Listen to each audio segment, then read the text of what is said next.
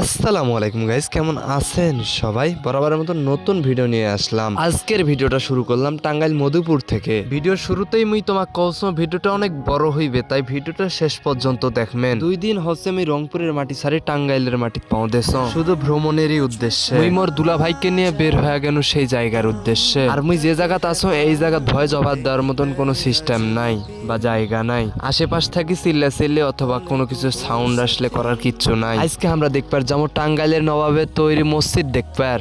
তো আমরা যে জায়গা থেকে পৌঁছাইছি সেই জায়গাতে 45 মিনিট পরেই আমরা মসজিদ পেয়ে গেছি।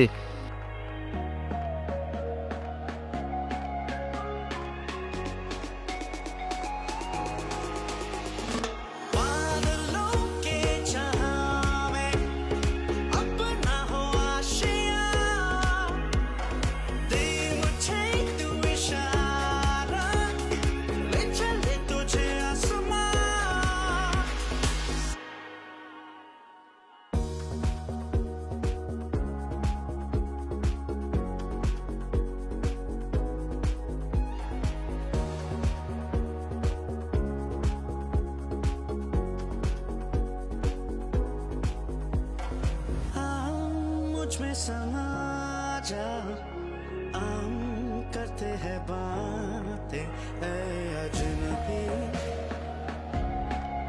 कल तू दोस्ती।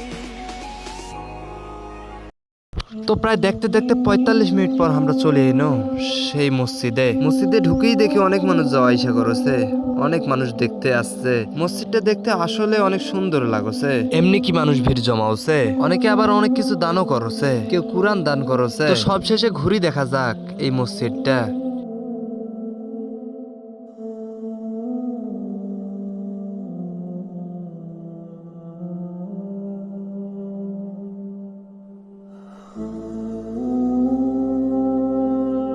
মসজিদের সামনেই দেখতে পাওয়া যায় নবাবের বংশের কিছু মানুষের কবর। সেই কবরগুলোর মধ্যে কোনো একটাতে তো আছেই নবাব, তবে এগুলা খোঁজাখুঁজি করি নাই। যারা এই জায়গায় আসবেন চান তারা সরাসরি আসবেন টাঙ্গাইল জামালপুর রোড থেকে আসবেন মধুপুর থেকে একবারে বরাবর ধনবাড়ি, তাহলেই দেখতে পারবেন নবাবের তৈরি মসজিদ এবং নবাবের বাড়ি। এই ভিডিওটা বেশি বড় হওয়ার কারণে নবাবের বাড়িটা দেখতে পারনো না, তবে নেক্সট ভিডিওটা নবাবেরই বাড়ির হবে। ভিডিওতে বেশি কথা বলতে পারতেছি না কারণ আমি বাইরে আছি, ভয়েস ওভার দেওয়ার মতো কোনো প্লেসও খুঁজে পাচ্ছি না।